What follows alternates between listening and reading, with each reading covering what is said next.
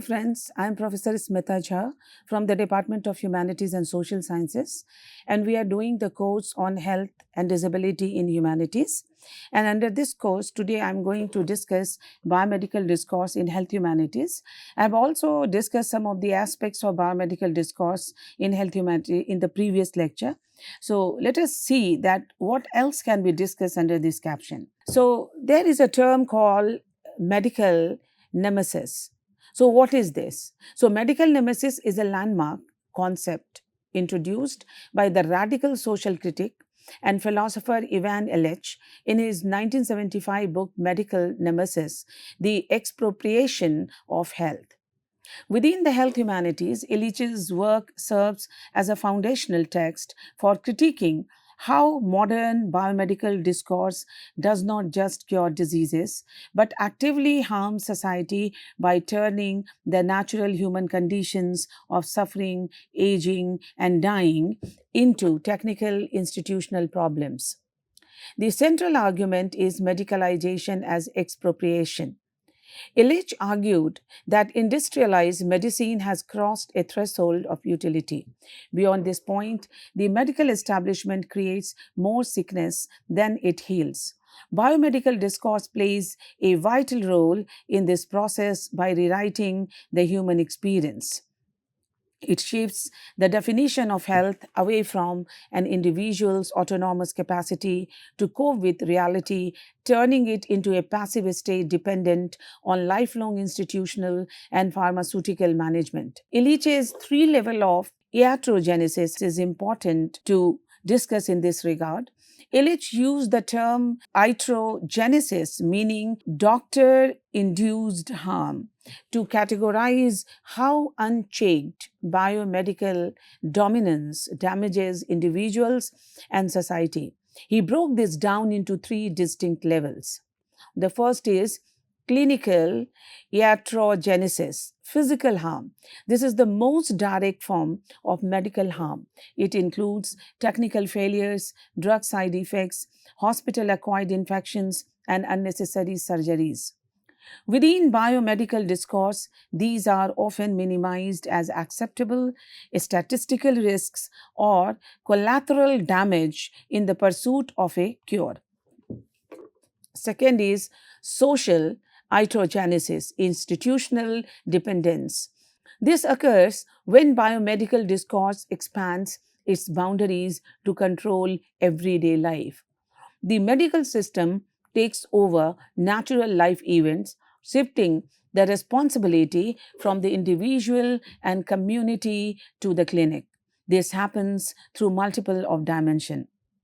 First is childbirth and reproduction, transforming natural physiological events into highly monitored technical crises. Next is aging and dying, treating the natural decline of the body as a medical failure to be aggressively fought in intensive care units rather than a social or a spiritual transition.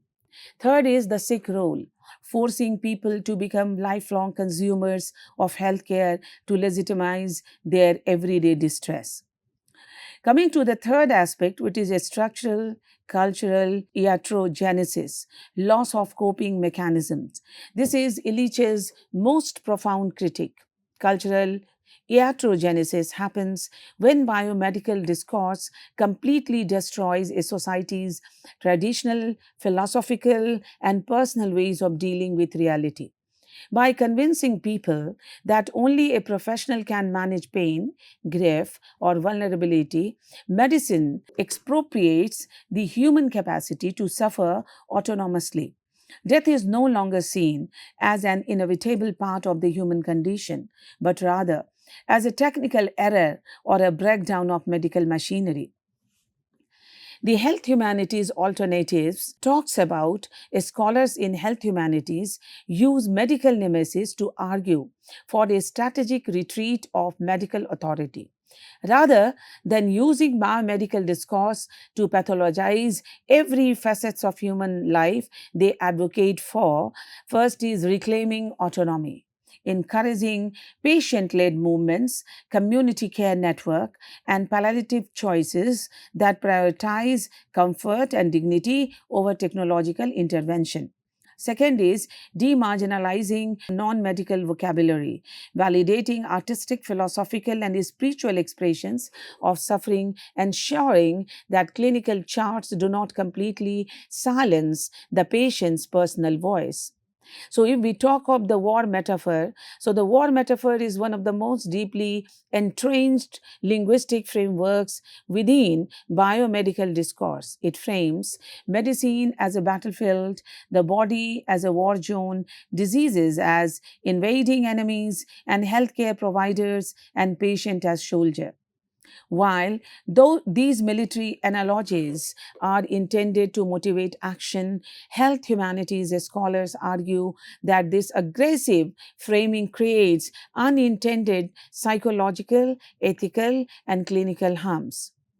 Mechanism of the battlefield, how the metaphor operates. In her foundational book, Illness as Metaphor, cultural critic Susan Shontes illuminate how biomedical discourse relies heavily on martial rhetoric. The first is the disease as an invader. Pathogens, cancer cells, and viruses are framed as aggressive foreign enemies that invade or colonize the body. The body as the Taran. The human body becomes a passive battleground where the conflict takes place. The treatment as weapons. Therapeutic are described using ballistic language. Clinicians use a magic bullet, administer aggressive chemotherapy, deploy silver bullets, or use radiation to blast tumors. The patient and providers as soldier. Doctors act as commanders, directing the offensive, while patients are expected to fight a brave battle or stay strong on the front lines. The critique from health humanities. So, scholars dismantle the war metaphor by exposing how it compromises patient care and distort the psychological reality of illness. This is attempted by changing the mindsets and discourses regarding numerous aspects. First is shaming and blaming the patient.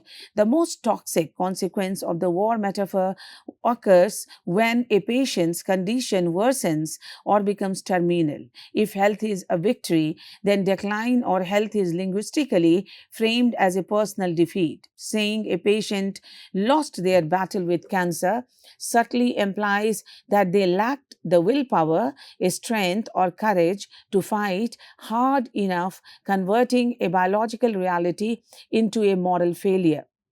Justifying toxic over treatment. Military strategies prioritize winning at all cost, which often leads to collateral damage. In a biomedical setting, this mindset can justify highly aggressive, invasive, and painful treatments at the very end of life because surrendering or giving up the fight is seen as unacceptable. The war metaphor frequently crowds out the compassionate, comfortable alternatives offered by palliative and hospital care. Coming to third aspect, alienation of the self.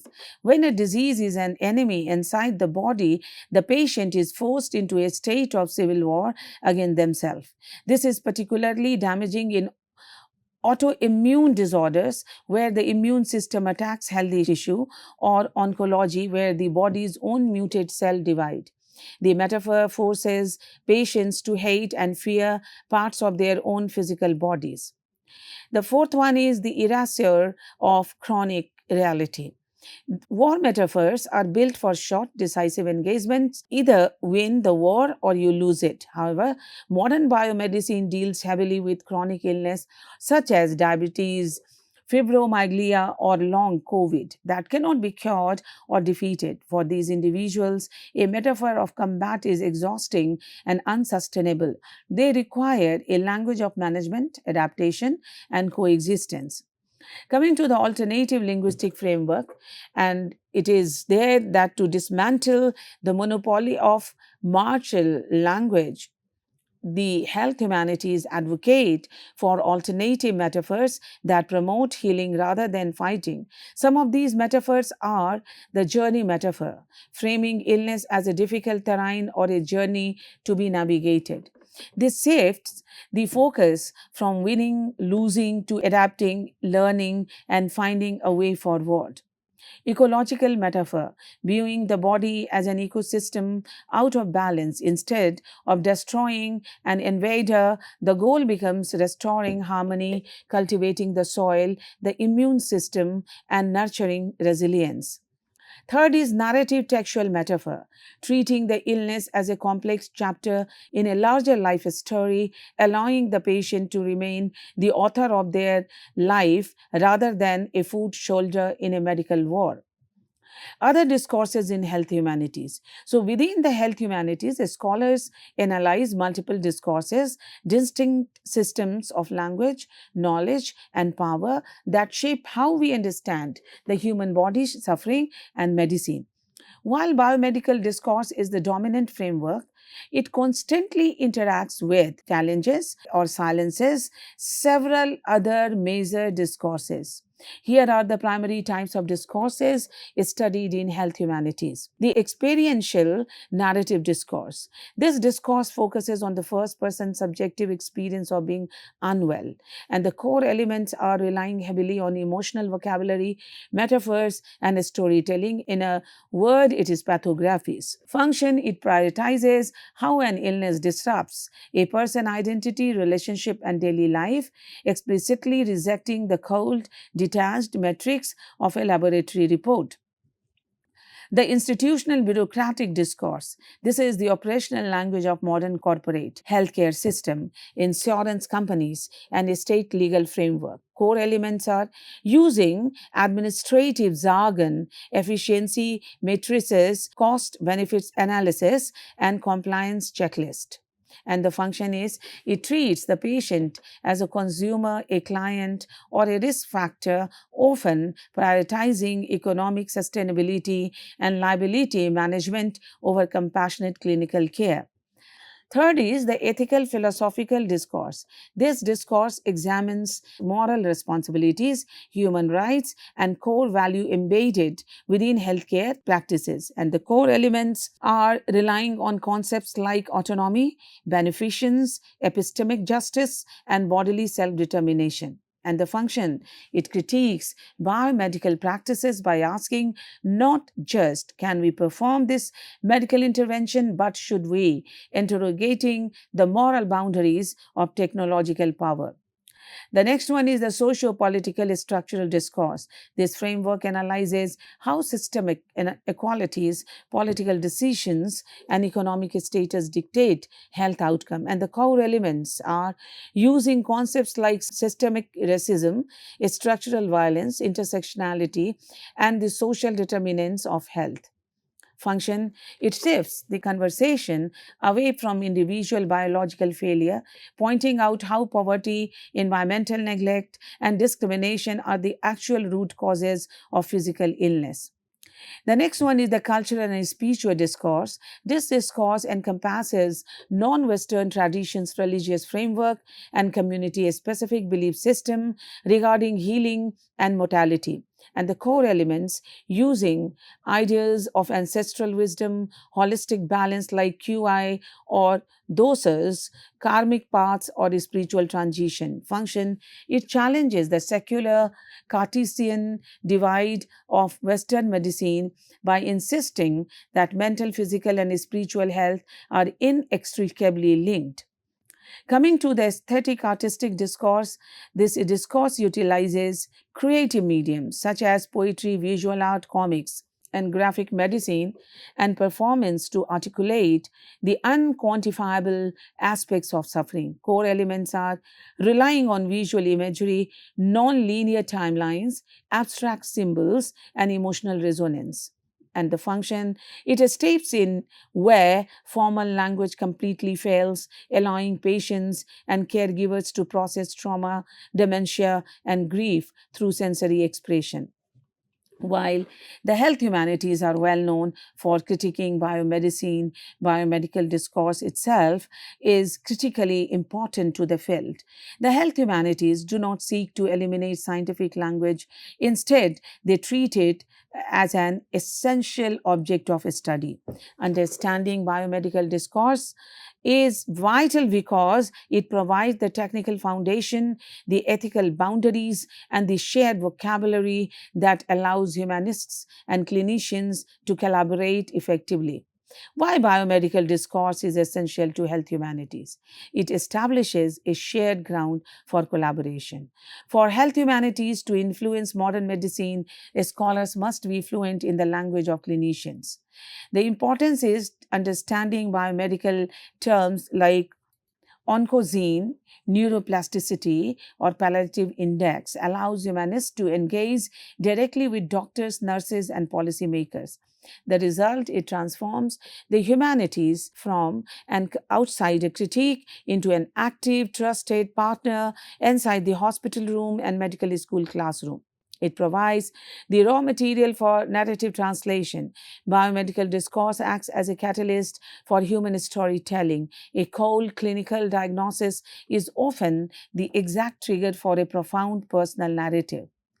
The importance humanists study how a patient takes a harsh biomedical phrase, that is a stage 4 adenocarcinoma, and translate it into a personal, emotional story of survival, fear, and identity.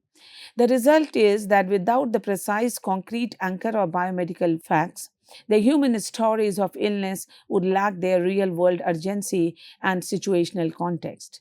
It highlights the structural limits of science. Biomedical discourse is important because its very precision reveals where objective science ends and human experience begins.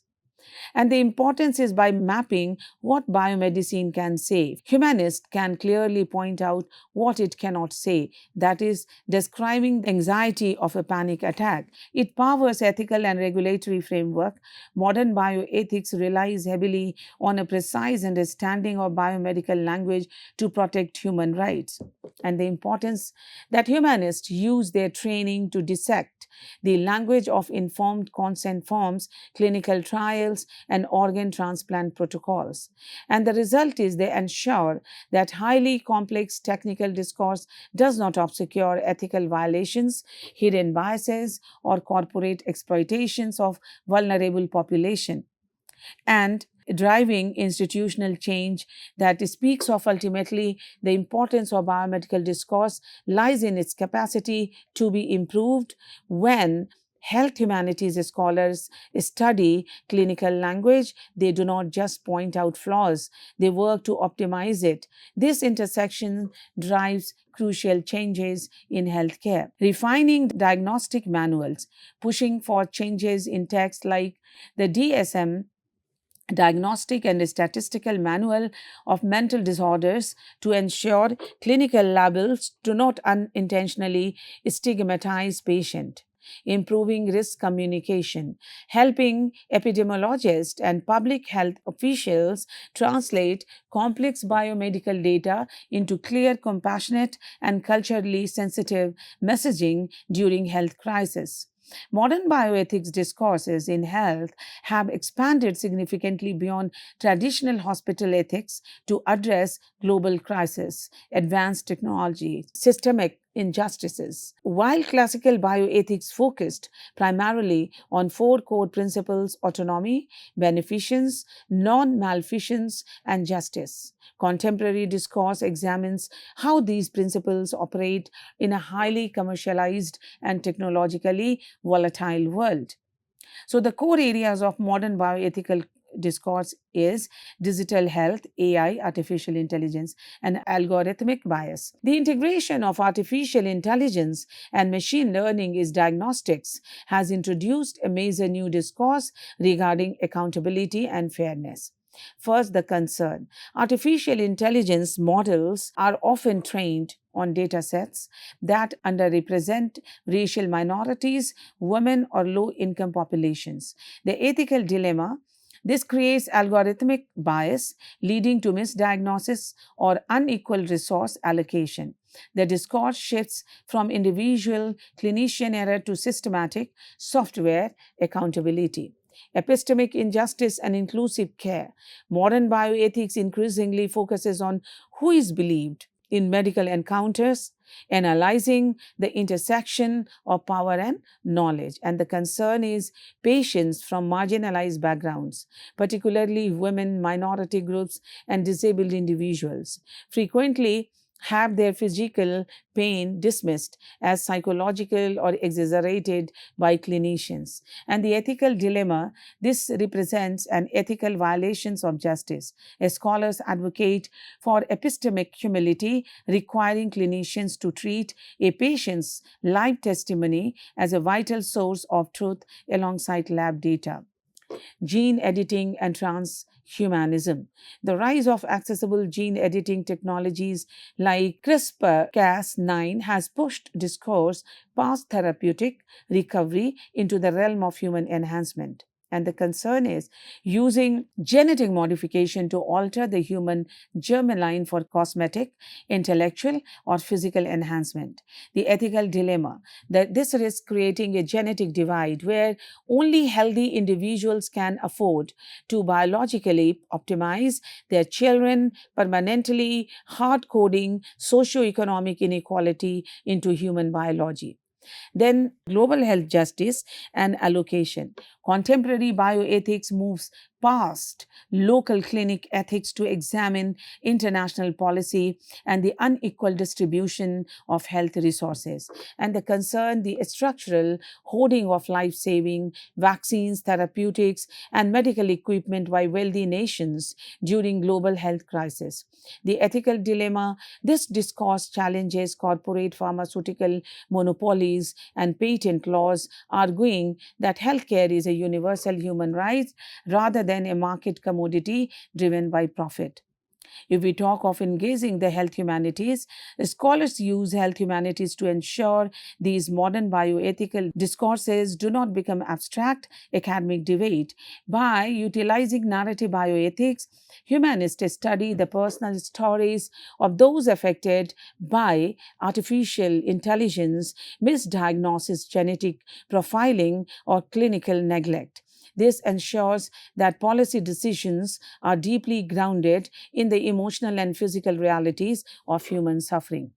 So, biomedical discourse and artificial intelligence in health humanities. The intersection of biomedical discourse and artificial intelligence within the health humanities is one of the most critical frontiers of contemporary academic study. As machine learning, predictive algorithms, and automated diagnostic become deeply embedded in healthcare, AI act as an ultimate extension of biomedical discourse, relying entirely on data quantification and clinical detachment.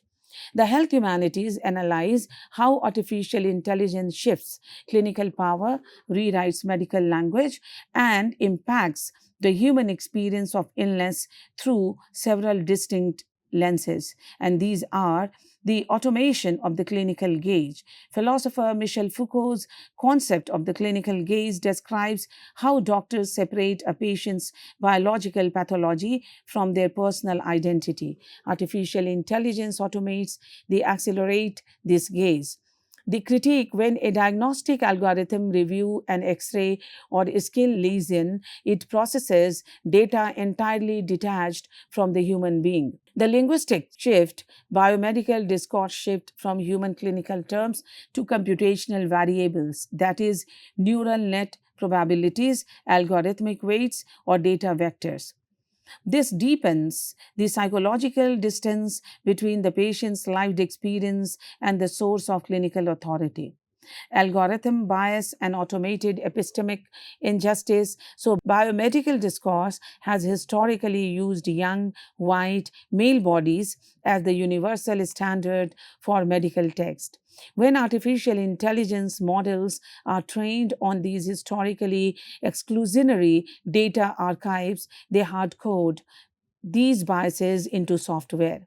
The concern is algorithms may misdiagnose condition in women or minority population because their symptoms or skin tones are underrepresented in the training data. The humanities perspective, health humanities frame this algorithmic bias as a form of a structural violence. It automates epistemic injustice, giving absolute authority to a machine's data while systematically ignoring or overriding the patient's self reported reality. So, the threat to narrative medicine relies on a clinician's ability to closely read and interpret a patient unique story, metaphors, and emotional nuances. And the concern is the introduction of automated medical charting tools and text generated artificial intelligence risk, reducing the patient encounter to an optimization exercise. And the impact that when artificial intelligence automatically synthesizes a patient's words into a standardized, bulleted biomedical clinical summarizes, it actively stripes out the emotional subtext, household context, and existential anxieties that are vital to holistic healing. Artificial empathy and chatbot companionship. This is also a very important aspect of this biomedical discourse. In mental health care, biomedical discourse increasingly frames emotional support as a task that can be scaled through AI powered conversational bots. And the concern is deploying natural language processing, that is NLP bots, to support lonely or traumatized patients. And the critique is health humanities question the rise of artificial empathy. They argue that empathy cannot be stimulated through mathematical syntax and pre programmed responses. Reducing human connection to a computational loop treats emotional vulnerability as a mechanical defect to be efficiently patched. So, the humanities intervention, narrative responsibility, scholars do not advocate for the rejection of clinical artificial intelligence. Instead, they call for a framework of narrative responsibility. By actively contributing to medical artificial intelligence guidelines, humanists work to ensure that medical humanities and artificial intelligence guidelines protect the patient's voice. This is done through the following ways: centering patient's testimony, ensuring that data collection for artificial intelligence includes qualitative patient narratives alongside quantitative lab data. Then, preserving human agency, restricting artificial intelligence to an assistant role in diagnostic, keeping the sacred, empathetic dialogue between the physician and the patient as the final authority on care. With this, I wrap up the discussion of today, that is bioethical discourse. Let us meet next time and let us discuss a new aspect related to health humanities and disability. Till then, thank you.